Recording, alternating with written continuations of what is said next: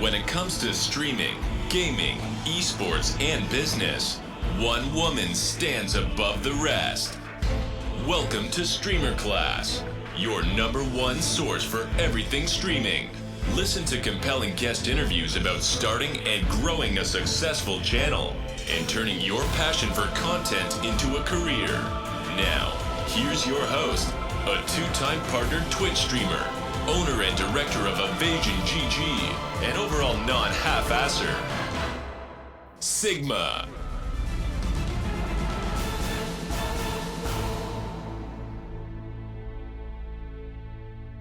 Welcome to Streamer Class. My name is Sigma, and today I am joined with Death, or Games with Death, as you might know him a little bit better. He has almost 25,000 followers on Twitch, and I believe I saw your YouTube is almost at 2,000.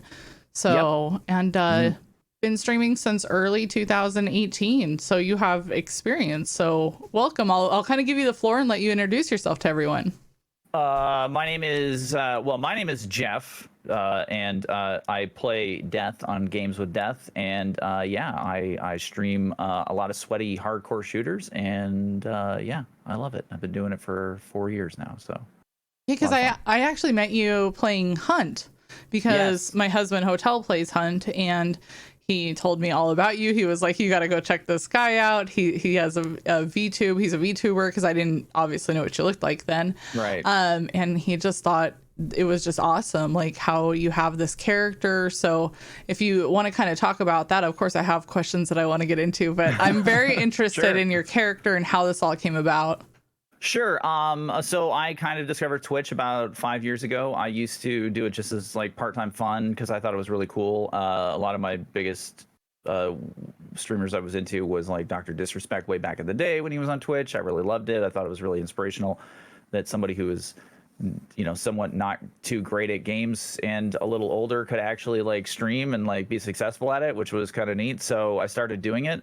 I used to have just like a full face cam stream, and it's kind of got ruined by some trolls and stuff like that, where it got to the point where it was like getting kind of scary. So I kind of didn't want to give up the streaming, but I wanted to actually get into and start and still do it. And I just came up with this idea of it would be funny to watch Death himself play video games.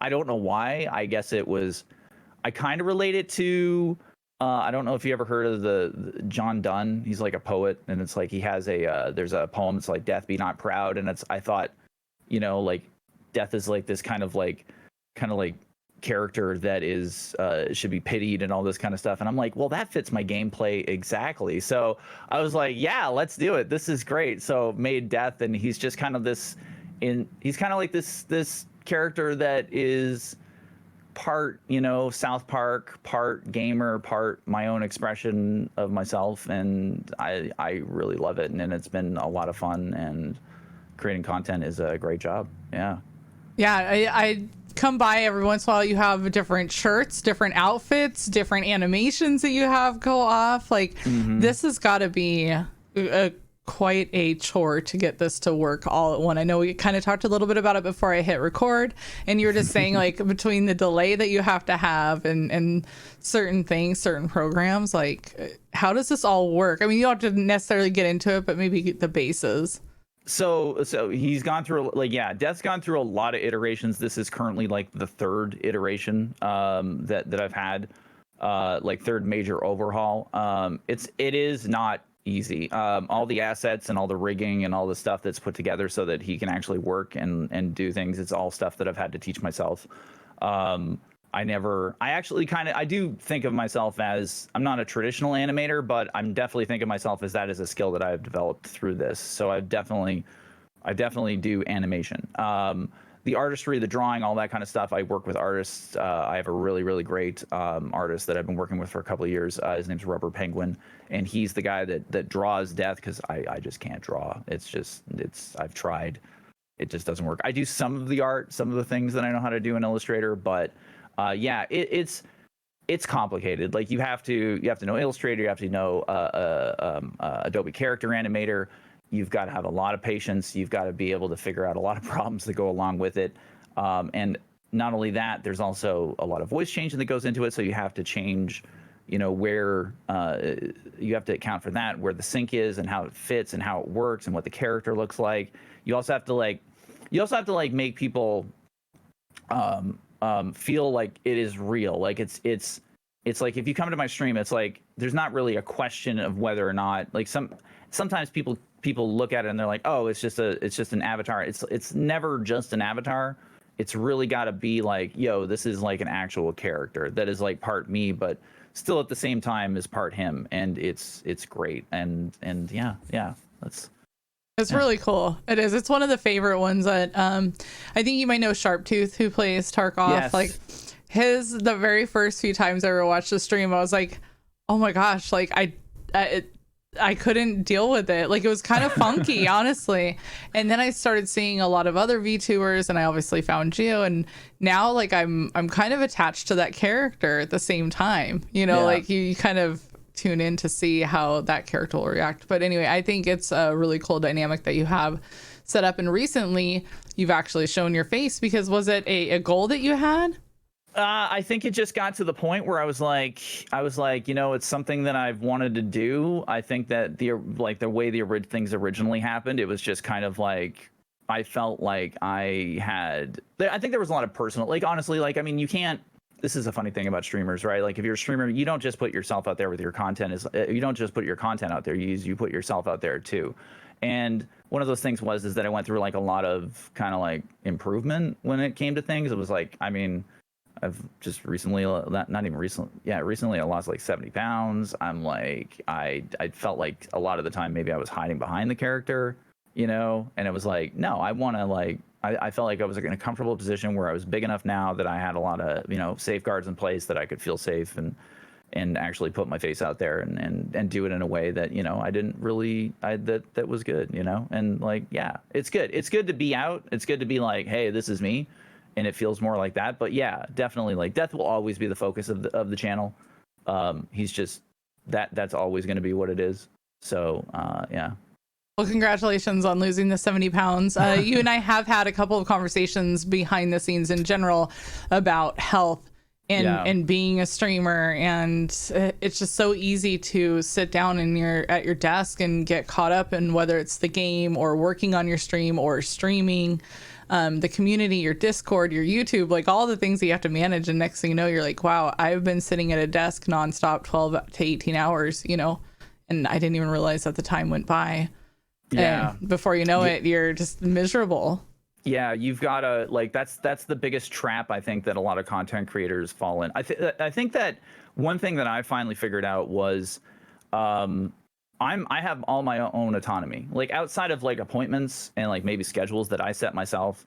I have complete control. So that's like the greatest thing about being a content creator. It's something where I'm like, I don't ever want to go back to another job again, where I have to wake up at 9 and wake up at like, I mean, I was in the military for 10 years, and it was like waking up at 5 a.m. every single day for that long. It's just like, you're like, okay. But like, I think that the fact that you can actually have that control is something that not a lot of people use right. For me, when I wake up at around 10 a.m. and I don't touch social media. I don't touch anything related to the stream. I don't even look at. I go downstairs, and what I do is, the first thing that I do is I grab a little bite to eat, and I read. And sometimes I sit down and I write with a pen and paper. I don't touch any technology, and I do that for an hour. And that just helps me just be like, okay, look, like, I mean, that's the most important thing that I could probably do for myself that day, or it's the second most important thing. And then after that hour's done, I go and I work out. And I work out. Sometimes the workout gets extended. Sometimes the workout is like just an hour. And that's it. And if you add it all up, it's only 2 hours out of your day. It's only 2. But they're the most important hours out of your day, right? Because if you sat there and you said, okay, I have complete control here, I'm gonna go, I'm gonna work out, I'm gonna read, I'm gonna do the things I need to do. You've already accomplished like so much, and then it's new time, and then the rest of the day is your content creation stuff, right? Yeah, you know? So and you don't feel guilty later. No, you feel perfect. It's not checking your phone is I leave my phone downstairs, and all this stuff takes place upstairs, and I don't care. Like, I mean, unless it's an emergency or somebody's going to call me, then they'll probably get in touch with me in some other way, like through my wife or whatever. But those 2 hours are sacred. Like, I don't disturb them for anything, and they will never be disturbed for anything. So yeah, that to me is like the most important thing I think you can do for yourself. And it's going to be different for everybody. Some people will be like, maybe that comes at night and they got different demands. Maybe they got kids or something like that. But being able to set that routine is essential, because if you don't, yeah, you will roll into the stream room right after you wake up. You'll look at your social media. You'll start to feel terrible about yourself because you didn't get as many likes on something that you should have, or your views weren't this, and then you look at these stupid things, and then you don't have your mind set for the day. And I really, really highly recommend that people do that. It's really been working for me, and I'm very, very happy with it. So we do have a question later on that talks about burnout, because it happens quite often. And at Tarkov, you can see it now so you play a lot of Hunt. You came over to Tarkov. You've kind of bounced back and forth through the years, but you know how this gets. The wipe starts getting crazy. Tarkov streamers are burnout. They're over it. They're playing other games. They may not be streaming as much. So I feel like I don't get drained now when I, kind of implemented my own workout. We're on week like 10 now, where I'm just making sure I'm getting my walking in my own time to myself. I don't feel as burnout. Have you felt that? Like, have there been times where you've been burnt out with streaming and playing the same game? And like, how do you handle it? Oh yeah. Like oh God, yeah. I've had a couple of incidences where I've been like, I mean, especially during competition planning for because I do Monday night hunts, and then we do the Bayou Bowl as well. Yes, love competition those. Plan. Yeah, this. Like, competition is brutal. Like, I mean, it's not brutal. It's the planning of it and the making sure and all the stuff that has to go into it. Like, I mean, I was in the military for 10 years. I was an officer for a while. I know about how to plan something, and leading people to that plan and doing the things that you need to do. But it wears on you. And then, a lot, I think even last year, we had planning for a Bayou Bowl, and then we had a drops week that hit up, and then I was just burnt out. And I mean, I'm trying to keep up with my TikTok, I'm trying to keep up with YouTube, and you just finally reach a point where you're like, I can't do this. Like, I can't, it's too much. And I think that in that moment, I think that people get scared, because they sit back and they go, oh, well, if I don't do this, then I'm a failure. Or if I don't do this, then I will fall apart. And it's like, it's not true. It's not true. Your audience will be there if you take time off. It is just a fact. They will. It might be a little bit smaller, but it's not as big of a hit as we make it out to be in our head. Yeah. I mean, it's not even like for me it's like, I go, if I take a couple of weeks off, I like this year I took 4 weeks off, because I was just so burnt out. I was just like, I need to make some changes, and I've made a lot of the changes, and this was back in like early January, February, and I was like, hey, I've got to do this. And taking those weeks off was so good. It was like, I came back, I didn't touch a video game for 3 weeks. And I came back and I was like, this is awesome. Like, I love this job. This is great. And my audience was there, like, I hadn't produced content for a long time. And guess what? The mods still come back, unfortunately. Mine are bad. If anybody needs some mods, I've got some extra mods. Yeah, they know who they are. But they come back. The viewers will come back. Like, oh, hey, it's good to see you. It's good to see you. It's refreshing. And then guess what? Your content is actually better. Your content is what matters at the end of the day. So it doesn't matter if you're putting out, like, there are some people that can put out. And if I go on a tangent, make sure you stop me. There's people that can put out just anything, right? Like, I mean, you can have like some really huge streamers that will put out like crazy stuff, and there are other, like, and they'll just put out, it's almost like pulp. It's just like they keep churning it out, and they'll get like all these views and all this kind of stuff. But to me, it's like, well, wait a second. What matters is my quality of my content to me, right? I would rather put out, like when I work on a TikTok, I literally work on a TikTok for like 2 hours. Like it is the quality of what I want to do. And if the quality is not high, then I don't want to put it out. I don't like putting out bad work, no matter what. Might that affect the tempo? Yeah, it'll probably affect the tempo, but I would rather have a good quality stream that I took 2 weeks off prior before or something, or like took a day off or something like that, and have an amazing rockin' stream, as opposed to just having a guy sit there in front of a computer for 6 days a week, 12 hours a day, and just literally dying. Like literally you just see their soul grinding away. To me, that's not entertainment. No, and you give your fellow streamers permission too. Like by us doing those actions, that other people see that and they say, oh, it is okay to take that week or two off and communicate with your community. I feel like there's some that just go, oh, I'm burnt out, I hate this. And then you see them and they're gone for 2 weeks and then they pop back up and they go, where is everybody? And you're like, just communicate. Just let them know what's going on. Like, hey, I'm going on vacation. Hey, I'm having some burnout and this is how I'm going to work on it. But I think kind of being real and keeping that communication open is key. Yeah, they understand that you're a human being. I mean, well, in my case, well, not you. They should. They should. If they don't, I'm gonna catch up with all of them anyway, so it'll be fine. Right. But you know, like they'll get it. They'll get it, and they'll be there. They will be there. They will be there. And even if you come back and it's like, I mean, I get, you know, when I'm in the hunt directory, I'm one of the top streamers in the hunt directory.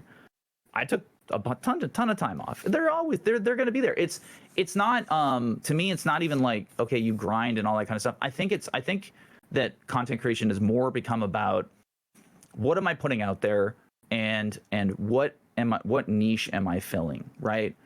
If you think, I think that the days of I'm going to grind on Twitch and build that audience there and keep doing that, I think that some people get away with it, but I also think that a lot of people, it's not like that anymore. I want to see it die. I want to see it die a beautiful death, because the one thing I always say is consistency.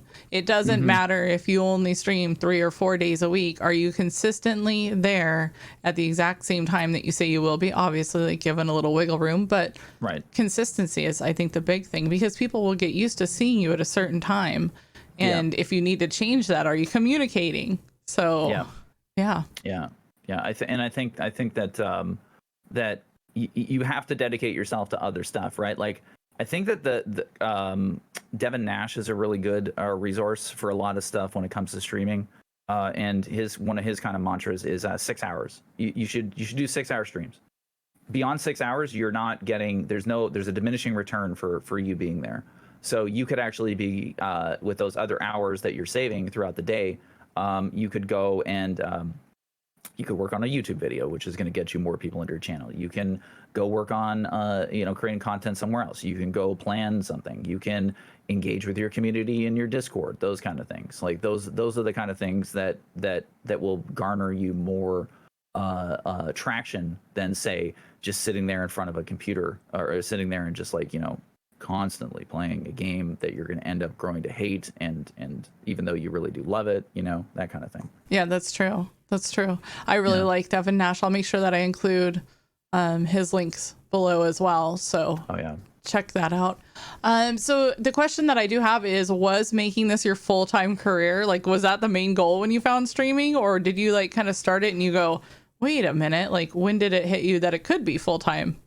Yeah, so I my situation was kind of unique. I don't think that I am very fortunate to be married to a amazingly successful woman who is awesome and who gives me a lot of leeway when it comes to streaming and all that kind of stuff.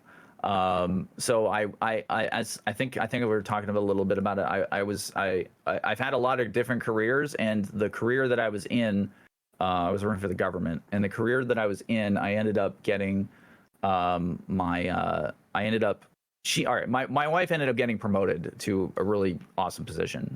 She's an attorney, and she's like just fantastic. And they required her to move, and I was like, to my work, it was kind of like, It's kind of like, okay, you know, can I take my job with me and can I do this? And they were like, no, we need you local. And I'm sitting there and I'm going, and the streaming was going well. I was partnered already. You know, I was getting really, really good numbers. It was a grind, you know, working a 40-hour job a week and then coming home and streaming for 6 hours a night was really, really hard. And then it just became like, well, wait a sec, I have an opportunity to do this, and we can afford to do this, and we can make it work, and it's been great, you know, it's been great. I don't recommend that anybody go into streaming thinking that they're just going to start off and make it full time right away. Don't do that. It's a very hard competitive job or career choice, and you need to have a backup. It needs to, number one, it has to work for you financially, and it has to work for you in your life. If it doesn't fit those two things first, then there's no point in even approaching it. Like, don't just, you know, everybody wants to be, you know, the next Shroud or the next Summit or the next Sigma, you know. No, don't do what I did. Yeah, you'll go crazy. Yeah, don't do it. But it's like you got to sit back and you got to be like, is this gonna work for me? Is this what my life what can be? You know, like, you got to be realistic about that stuff. But when you can and you can be like, yeah, this can actually work, then hell yeah, go for it. I would say. Yeah, it is hard because I think I see a lot of people go, you know, they announce to everybody, I'm going full time, and you realize that they're averaging 30 viewers and they might hit, you know, 50 or 60 subs, and you're like, just because you stream full time hours, yeah, doesn't usually mean I'm going full time in that sense. And I hate to see people let down who are putting in so much time and effort into these things. So there's a lot of factors that you have to include in that. And instead of pushing it onto your chat and then feeling guilty, like, oh, chat's not supporting me, and then I don't want to ask them for anything, like, you got to have a better plan. You got to, you know. It's I think the biggest thing, and I think this is one of the reasons why I think death works, is that you've got to do like a review of what it is that you're going into. You've got to be like, okay, I like this game, I like X game. Okay, where am I servicing something that somebody's not servicing? Right? Where can I fit in? Right? I look like, I mean, in Hunt, I got lucky because there's not a lot of personality streamers. I mean, they're all great streamers and they all have great personalities. Is not what I'm saying, but there's not a lot of, like, you know, there's not super personality streamers that are in there or were in there at the time. I think like myself, Bearkey was in there. There's guys like Pedarius. There's a lot of different types of personalities that were there, but you know, like the people who were doing like, hey, I'm gonna do the high end gameplay game guide guys, they already have that, right? So it's really hard to compete with that unless you really want to push that. So you've got to figure out, okay, what is something that somebody's not doing? And for me, it was like, this could be competitive, you know, we could actually make something and go, hey, this could be some kind of like casting that we could do it. Like, we could just try that, and nobody was doing it. And it was one of those things that I was like, yeah, I'm down to do it. And the comedy of the channel complemented the comedy of Monday Night Hunts. Like, it's ridiculous. Like, it's, you know, like, I mean, we're following people around, spectating them, and they're sitting in a bush for 45 minutes. So what else are we going to do? Right. Like, we're going to make fun of the entire situation because it's got to be funny. Monday Night Hunts is hilarious. Yeah. It is absolutely hilarious. I love it. Like, we pride ourselves on, like, you know, guys crouch walking and like newbies and stuff like that, and like everybody who, you know, a guy fails and we're like, the names are just hilarious, and it's silly and fun, and it worked and it was great, and we're like, let's do a competition. We did a competition. We had the first Bayou Bowl, and it was great. And we had other competitions beforehand, and it was like, yeah, it's like, I've got the skills to meet this demand in the market, and here you go. This is what I can do. And if you're a starting streamer, you've got to do that. I would never be like, if you're sitting there and you're saying, I want to be Shroud, I want to be this person, you're not that person. You're just not. You're not that person. You're you. So be you, embrace being you, and what is it that your strengths are, and what do you bring to the market that people will want to actually see, right? Do they want to see like, and there's always something that somebody can bring. Like, I mean, like EFT is an interesting thing because you have very, very big streamers. Like you have Landmark and a bunch of the other guys that I'm like just flabbergasted as to how these guys play this game.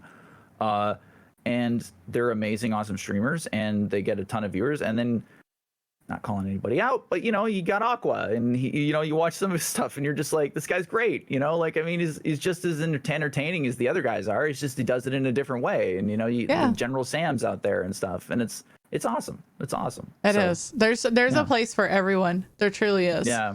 So by all means, like Toastrak, what he's I think in his late 50s, and he had one where he was like, I remember he said, Sigma, I made it to level 20 and I didn't kill anybody. And I was like, what is this? And people are cheering him on and loving it. Like, you have to think of that, or like that friendly guy, running around in an FPS game trying to give people gifts. Like, it is just, they have found these little parts of Tarkov that turned out to be huge parts that we didn't even know.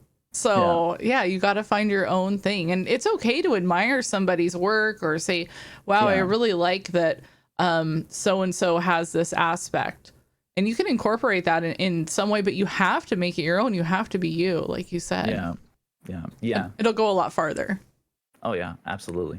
So absolutely. This is gonna lead me into this. You had already answered a few of the other questions, but we have kind of hit on this throughout, is how many hours do you work behind the scenes each week? Because I mean, I've gotten a lot of answers through the years. I won't tell you what they are, or through the years, through the different episodes I've done. But how many hours do you work behind the scenes? Well, let's see. I probably work at minimum 12 hours a day. Probably work at minimum 12 hours a day. I force myself to take days off. Like, my Sundays are kind of sacred when it comes to Mrs. Death. Other days, like vacations, I'm going on a vacation tomorrow for 7 days. So that's kind of like, I need my off time, those kind of things. But I mean, this is content creation. It's unlimited. It's unlimited. You hit a point where you can't do it alone. You need an editor. And you need to you need to get those people in line with you and in sync, and you can't do it alone. If you don't, it's just you can't do everything yourself, right? I like to edit my own TikToks, and I like to do that. That's my own little side project that I do, that like when it comes to editing and stuff like that. But for my YouTubes and stuff like YouTube, it's like, no, I have an editor now, and I work with him as much as I possibly can. For like, the art and like the emotes, it's like you have to push that stuff out to other people and get them to do it, because it is an unlimited thing. Moderators help. I have a really, really excellent moderator who her name's Enola Lugosi. She also runs a podcast on the side that she has me on sometimes and stuff like this. And it's like, I can't do it, and like, even not good, I can't do it without him, even though we're trying to get him banned right now, but that's fine. That's another story. We have a community goal and channel points to get our mod banned. It's nice. It's 40% of the way there. It's 2.5 million. So nice. I don't know if he's gonna make it. I have no idea what he's gonna do. Nothing shows appreciation like a swift kick in the ass, Yeah. As far as you could work 24 hours a day on content creation. You could. There's an appetite for that, right? But you shouldn't. You should never do that. You should find those hours in the day that are for you, that are sacred, and you work during those hours, or you do what you need to do during those hours, that you can have some personal relaxation and personal accomplishment, and then everything else is open game for your job, Yeah, it's a top 3. I work on like a top 3 basis. Like, what are the top 3 things, no matter what, that I have to get done today? Yeah. And then, what are the 3 other things that maybe aren't as important, but I would love to get off the list? Because otherwise, I wrote out my to-do list, I kid you not, in my notebook, and it was 3 pages long the other day. And I just started color coding, like what's red, what has to get done quickly, what's, yellow, and what's green. And then I made it off time. Like, okay, that's only gonna take me 5 minutes to do. I could do a couple of those. Like, it was just, it can be overwhelming, because you can really send yourself down the rabbit hole. Yeah, like the great part about this job is you get to use your creativity. Creativity is great, inspiration's great, ideas are great, but they require the work to actually implement them. And I'm great at coming up with ideas. Finding the time to make those ideas happen, whoo, that's a different story. That's a rough one. Yeah. Yeah, I think the mods in Evasion, or my mods, would tell you, oh yeah, she's got all kinds of ideas, and we get to hear about them all the time. And then only a few of them ever get implemented or come to life because it can be a lot of work. That's true. Yeah. So this one is the imposter syndrome. I don't know if you've ever felt this, but it tends to hit a lot of different creators. Have you ever had to deal with it? Oh, 100%. Yeah. I had to deal with, well, I mean, I even before my streaming life, imposter syndrome. I went to grad school, and that is, you want to feel imposter syndrome. You go from being like a really good straight A student to feeling like you're the dumbest person in the room, and that is very, very intimidating. That's an intimidating thing to go through, and going through that when I was, and yeah, you go through that in streamer stuff. It's like you don't really realize the conception that other people have of you, right? Like, it's like you don't, like, there's been like weird things that have happened where you're like, this, like, I hate to say it, like, even recently got a death threat. That was really strange. That is really odd. That was what is wrong with people? I have no idea. I sit back and I go, what are you saying? And it was terrifying. And you get this, people think of you in a different way than you think of yourself, and it's almost external to yourself, and it is external to yourself. It's not really what you, because you for any streamer that goes on, yes, you're trying to give as much of yourself as you possibly can, but there's still a private world that you need to maintain, right? So you get to the point where you're like, these people think I'm this, and then you say, well, I don't deserve that success because they obviously don't really know me. Right. Well, right. It's like you do deserve that success, and that's okay it's okay to have that. I think when I started getting partnered and then started getting like really, really good numbers, and like, you go into Twitch, like we started having Twitch drops and Hunt, and it's like, you're sitting there, you're going, there's like a ton of people in here, and like things are rocking, and this is just amazing, and your sub numbers are going through the roof. And you've got to remind yourself in those moments that it's like, number one, a lot of this is luck. When I say luck, I don't mean like, you get rated by somebody or whatever. It's the luck in the sense that you connect with the market, right? Because Twitch is just a market. It's a people who are shopping for entertainment. That's what they're doing. And you got to keep that in mind, that you're at the whims of people's tastes in a lot of ways. And people's tastes are really weird sometimes, right? Like they might like you one day, and then the next you might have a day where you have like 200,000 viewers, and then the day after that you're sitting there at 100, and you're like, what did I do wrong? You didn't do anything wrong. It's just the way the market works, right? Like it goes up and down. It does. Yeah. So to deal with that stuff, you got to like keep the highs. You got to try and keep the highs not as high as you think that they are, like to temper your highs, and then your lows will be better in my estimation, right? Like take it as a gift, take it as like, yeah, that was a great day. Okay. Hey, if it happens tomorrow, it's great. If it doesn't, okay, fine, and try and put that great day out of the back of your mind. And then when your disappointment will be less than it was. That's what I try to do. Yeah, I had like over 100,000 for drops on Tarkov watching, and I remember I did an interview later, and they were like, "What was that like?" And I still go back to this all the time, and I think what I ended up telling them was, it literally nothing in my office changed. Like the furniture didn't move around, the monitors stayed the same size, like nothing changed. Whether I'm streaming to 100 people or 100,000 people, nothing changed. But that goes the other way too. Is like, none of this is going to be like gone. Your office is still the same. Your vibe is still the same. Like you have to, like you said, weather the lows and appreciate the highs and keep going. Yeah, it's true. I think that it's one of the best things that I've heard is like your worth, your self-worth is not your numbers. It's never going to be your numbers. It's not even anything that is outside of you, right? Like I think a lot of people, especially with like our social media, the social media world that we live in, where we get likes and all that kind of stuff, and it's like that's your business side, right? That's the business side of what you do. You do these things because that's your job to do them. Whether or not they work out is not, even if you're selling yourself as the product, is not an evaluation of your worth. You can't put that and equate those to those. The things that are outside of you are uncontrollable, and you can't dictate to somebody, okay, hey, I'm going to get this many likes, or I'm going to get this video is going to get 100,000 views, or this. It's not going to happen. You can't control those kind of things. You've got to understand that if you're satisfied with the work you did today, if you're satisfied with things you've learned that day, and you're satisfied with how you that you did everything that you could, that's your success right there. Because the number of viewers you have in your channel does not equate to the quality of the content you're putting out. Some of the best streams I've ever done have been to 40 people. Right? Just having great conversations. Yeah, like you're just like, that was an amazing fucking day. That was great. Like, I mean, you know, we did this. Everybody was laughing and happy and all this kind of stuff. And then you go look at the numbers. You're like, I don't care. It was awesome. I'd do it again tomorrow. And then some days you can have a stream with like 200 people, and you're like, I hate this game. I don't know why they haven't fixed this bug yet.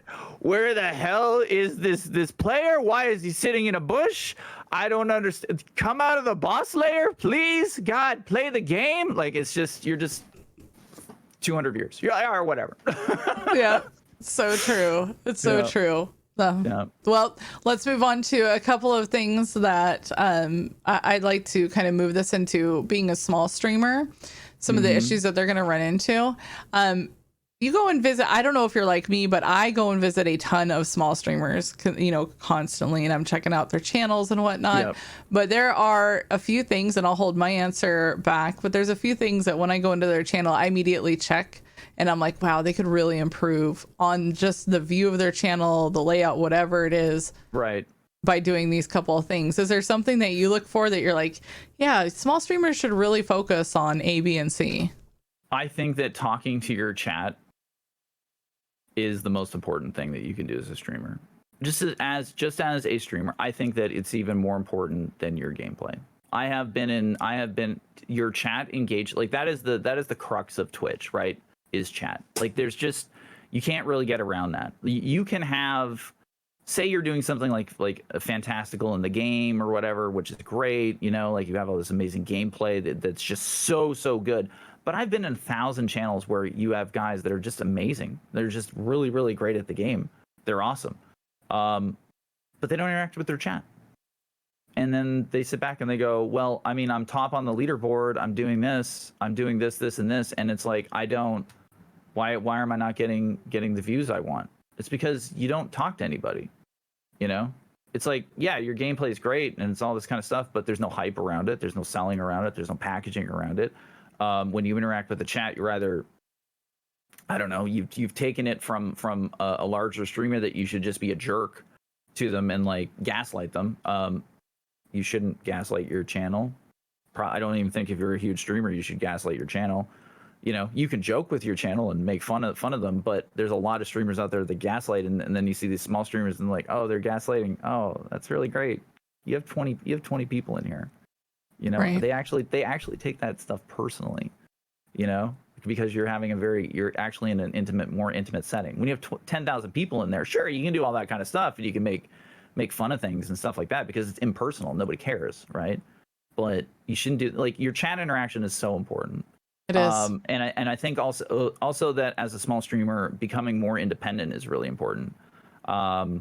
Being like, rocking solos is a good way to get your chat going, because if you're playing with 4 other people, it sucks sometimes. Like unless you're playing with other streamers that know and respect these things. If you have a friend in there that you're playing with, or 4 friends, those 4 friends are going to expect you to talk to them, and you can't do that. You have to talk to your chat. So to me, Yeah, chat interaction. It doesn't matter. I mean, you've been in streams where you've probably seen where there's no, like, the emotes suck, the alerts suck, the overlay is whatever, but they're doing great because they have a great rapport with chat and they're making the game fun and they're doing their passion, right? So right, yeah, that interaction is so important. And like you said, it's if you're rocking solo, you really do have a chance to just lean on chat and chat gets to interact with you nonstop. But if you do have a couple of friends, for the love of God, please have them use push to talk.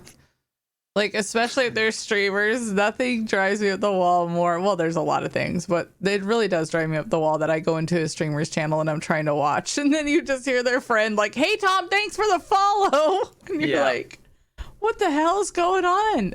Yeah. You know, tell them to use push to talk. And it's so important in audio too, because like audio, not just the fact that like audio setup and audio, how it works, and like make sure that you have like some kind of like a human connection. Like, I mean, even with Death's voice is not like, you know, he doesn't sound like, does this even work? Hang on. He doesn't sound like this all the time, you know, like he has like, he's huge. He sort of has this human connection that you can get there. And if you don't realize that 90% of the people who are, quote, watching you aren't watching you, they're listening to you. They don't interact with you the way you think that they do. 10% of your chat is actually going to be typing in chat and talking to you and watching the gameplay. The other 90% are going to be doing something else, and they're going to have you on in the background and they're going to hear you. So if they're just hearing your friends chit chat away, they're going to turn it around to somebody else who's like, you know, actually having a fun time and is like actually interacting with chat and is making it sound like a radio program. So you're more of a radio host a lot of the time than you are just like a streamer per se with like video and stuff like that. So that's a good way to look at it. Yeah, that's very true. I mean, I do it. I'm sure you do it. I have, you know, like channels on that I'm lurking in, and I just kind of listen for when the action might happen, or if a good topic comes up or something, and then I dive in. But yeah, valid point. Pretend like you're a radio host. Make sure your audio quality is there for sure. I hate audio. I get asked a lot. I do too. Literally, closest hotel I ever came to getting divorced was trying to set up dual PC audio. Dual PC audio is the worst. It is horrible. Thank God for a mixing board. Oh God. Yeah, Jesus. It was not cool. It was not cool. No. I don't ever, unless you want like a relationship building contest, don't screw around with dual PC audio with your significant other. Yeah. Not good. I get asked a lot, hey, Sig, how do I network? Because I feel like they don't always know, new streamers don't know like protocol. Like you can't just go into somebody's channel and be like, hey, play with me. Like, but at the same time, they do get concerned. Happens. Oh, it happens all the time. But the ones that actually want to do it in a more respectful way is, how do you get out there and network? I don't recommend you go and ask the first 100 viewer streamer to play with you, but what do you recommend? I think number one, remember that every single stream that you go into is not an opportunity for you to expand your business. That's the first thing. Nailed it. Every single stream that you go into is a person who has emotions and feelings and wants to be respected. That is what they are. They are not stepping stones. They are people who are trying their best, and you have a kindred connection to them because you are in the same business as they are. Okay, that's the first thing. You need to also recognize that it does not matter who raids you. It does not matter who you play with. It does not matter.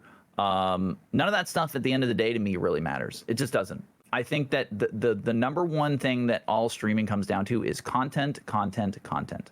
If your content is good, your viewers will stay and things will be fine. Even if you're like a 10 viewer streamer or whatever. Now, networking is important.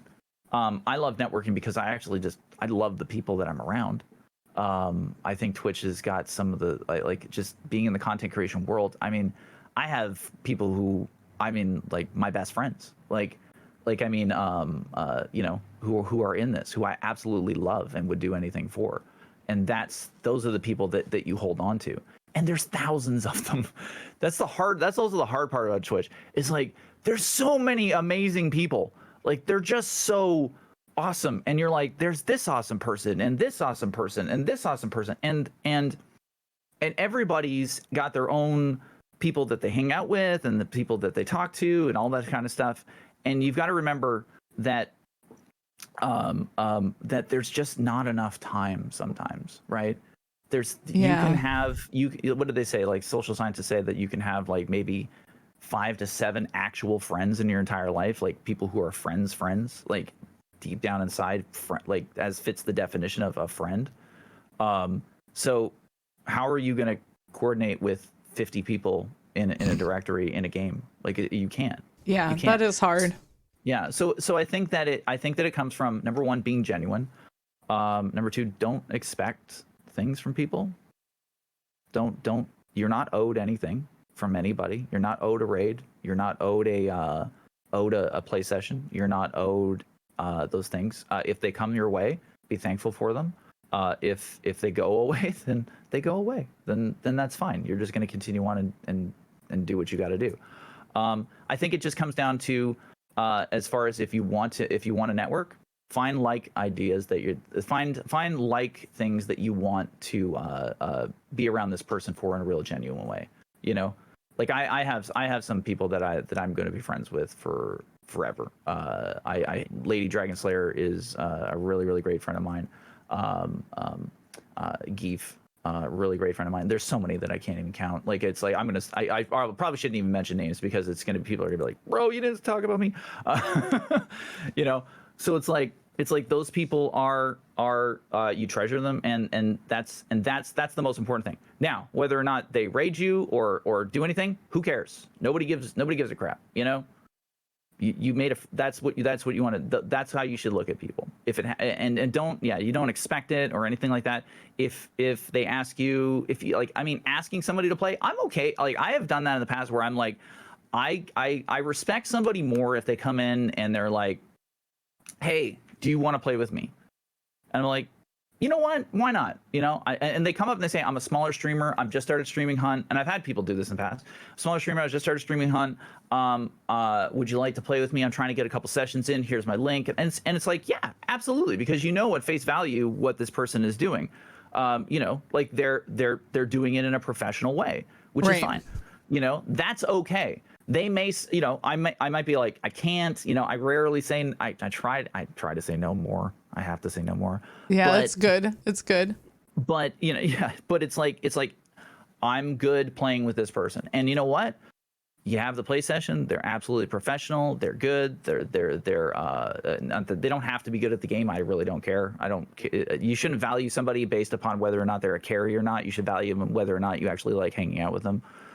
First of all, if you're going in for the sweaty gameplay and you can't lose, if you can't lose all day and never make it out of a raid, and lose all of your gear, you shouldn't be playing EFT. Number one, number two, you shouldn't be streaming. Like if you can't have fun, you can't have fun in that situation. Don't do it.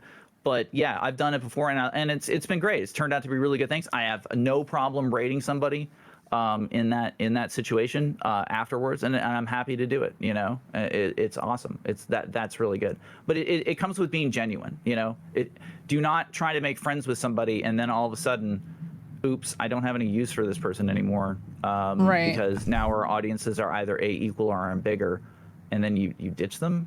Yeah, I've had people, because I run a lot of community nights. I've had people come in, like get into the voice channel, and then they'll be like, oh, hold on, I'm changing my title. And I'm like, oh, are you streaming? Like, and they're like, oh yeah. Do you want to tell your chat about me? And I'm like, oh my God, bro. Like, it just a little heads up would be really freaking nice if people just told you in those situations. Like, I don't know. Yeah. It just feels or scuzzy. Talking to you. I've had it where I've had people talk to my chat over my shoulder while they're streaming. No, don't do that. Don't do that. Don't do that. Please don't do that. Small streamers. If you are looking at small streamer, if you are looking at anybody else's chat but your own, you are completely wrong. Swearing's okay here. Yeah, I've already sworn. Oh yeah, you can swear. Okay. Yeah. All right, great. Don't fucking do that. Don't do it. Please don't do that. That is a way to just drive a wedge. That is a way to actually ruin your reputation, because you're literally using that person for their channel. Oh yeah, that's so annoying. No, and they don't like that. So yeah. No, they're like, oh, tell so and so this, and I'm like, excuse me, No. Why are you looking at my chat? What are you doing? Yes. Don't you have your own chat to concentrate on? You know? Yeah. Yeah. And I then, actually had this weird thing where I used to play with somebody who would watch my channel and then comment on everything that I was looting. I don't know. I just found that really awkward. Wait, like you were playing, they would watch the channel? Yeah, like we were playing together, you know, we would like duo or trio, but he would constantly be watching like, oh, you just found a whatever. And I'm like, bro, like, aren't you over there trying to kill a scav? Like, what are you doing? Don't worry about what I'm looting. And I mean, consistently, not just randomly like, oh shit, you found a Bitcoin. That's so cool. And I just remember that creeping me out, but I feel like that's like on the same level as like just talking to my chat consistently through me. Yeah. I don't know, but yeah. No, some of the pet peeves, right? Yeah, and it's and if that's happening to you, you know, or if you're streaming with somebody else and that's happening to you, tell them you don't appreciate it. Yeah, just be straightforward. You've got to set that boundary like right away, and then forgive them, and you know, because you know it's you don't need to ruin a relationship because of something happened or whatever. You know, forgive them and move on. You know, so yeah. Well, I have this question. This is the last one, but I feel like this is the one that hits the hardest. And it is, you get to go back and tell yourself 3 things when you first start streaming. What are they and why? Go back and get a career in audio engineering before you start streaming. Don't do an avatar. No, I'm just kidding. I would say that the first thing that I would say is figure out the market, figure out what it is that you're doing, right? Figure out where it is that your niche is and where you can service. That's the biggest thing. I don't want to say lucky. Like Hunt kind of made my stream. I got partnered with Hunt. I grew up with Hunt. It was something that I could do. It was like we got in early on. You know, I think guys like Pestily too. You know, like Pestily is like the OG of Tarkov, and he positioned himself great. He understood the market. He looked at it and he said, okay, this is what I got to do, X, Y, and Z. And that's why everybody's always like, man, where's the new game? Where's the new game?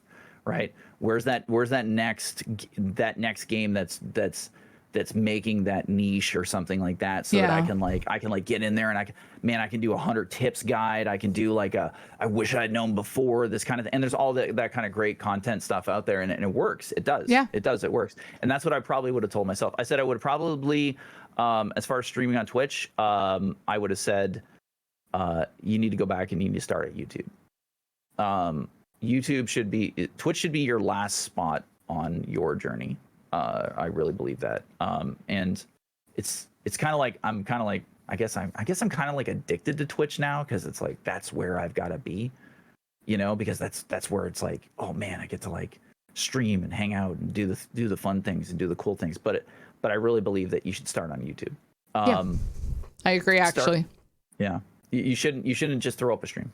Don't throw up a stream. Start on YouTube. Go over there, build an audience over there, and then your audience, when you come back, they will and YouTube's good. It's good for making money in a lot of ways, but you want to be able to translate that over into Twitch followers and Twitch viewers. And yeah, if you're big on YouTube, you always be able to flick Twitch on and be like, oh man, I've got like, you know, 500 viewers in here and stuff like that. True. And you'll see it. You'll see what happens. Like TikTok was a big thing for me. I ended up getting like I'm sitting at, I think I'm at 57,000 followers somewhere over there. And it's like, okay, but like the TikToks that I put up were translating directly to people coming over and say, oh man, I love the TikToks. You know, this is really cool to be here. I found you on TikTok. So you've got to go out and get people to come into your stream. You can't just like, you know, oh, I'm sitting here with my amazing gameplay. I think like even like people make that mistake. I think even Shroud made that mistake. I think that he streamed to like 2 people for like a couple of years or something like that, like something crazy. Like he didn't stream to anybody. He was just a nuts player, but you know, like nobody's watching Shroud, you know, like think about that. Imagine, right? Imagine. Nobody's watching it because why? Because he had to go out and get like a CSGO career before he came back to Twitch to actually do these kind of things. But he streamed to like empty streams for like 2 years till he figured that out, right? So So learn from him and go out and get your audience. Yeah, I would say that. I would say that in a lot of ways. And to let things go. Let the dumb things go. That would probably be the last one. There's a lot of stupid things that you'll run into. You'll run into trolls. You'll run into bugs. Yeah. You'll run into desync. There's nothing you can do about it. Like it's the game. As soon as you turn on the game, you've got to accept that that's the game. You can complain all day, and maybe there's some people that have negative content that resonates with that. But to me, that if you're constantly complaining about the game, you're not happy yourself because you're complaining. Right. That just shows that you are not a happy person. I don't care if you have 500 people that are watching you complaining along with you. To me, that's not healthy. That's not a sustainable thing, right? You can't complain your way into happiness. And isn't that ultimately the point? Isn't that ultimately the point, that you actually want to be happy instead of like, okay, I got 500, I got like, all these viewers and thousands and sponsors, and it's like, yeah, but you're miserable. Right. Yeah. Like I can't wait to get in there and bitch. What? Yeah. Thank God I get to turn the stream on today and talk about desync or this bug that's affected me like 4 or 5 times. And I've been bad for that. I've been bad for that. I've had come to Jesus moments where I'm like, yo, bro, don't be doing this no more. Like this is not good.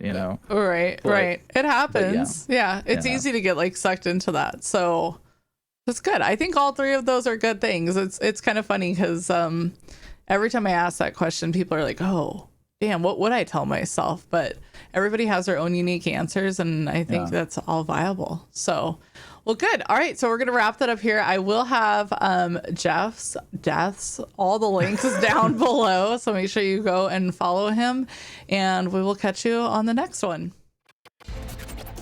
Thank you for listening to another episode of Streamer Class. Links to everything discussed in today's episode can be found in the description. Be sure to subscribe on your favorite podcasting platform so you never miss an episode. For more information or to connect with Sigma, follow us on Twitter, TikTok, and Instagram. Subscribe to our YouTube channel and join our Discord. We'll see you next time.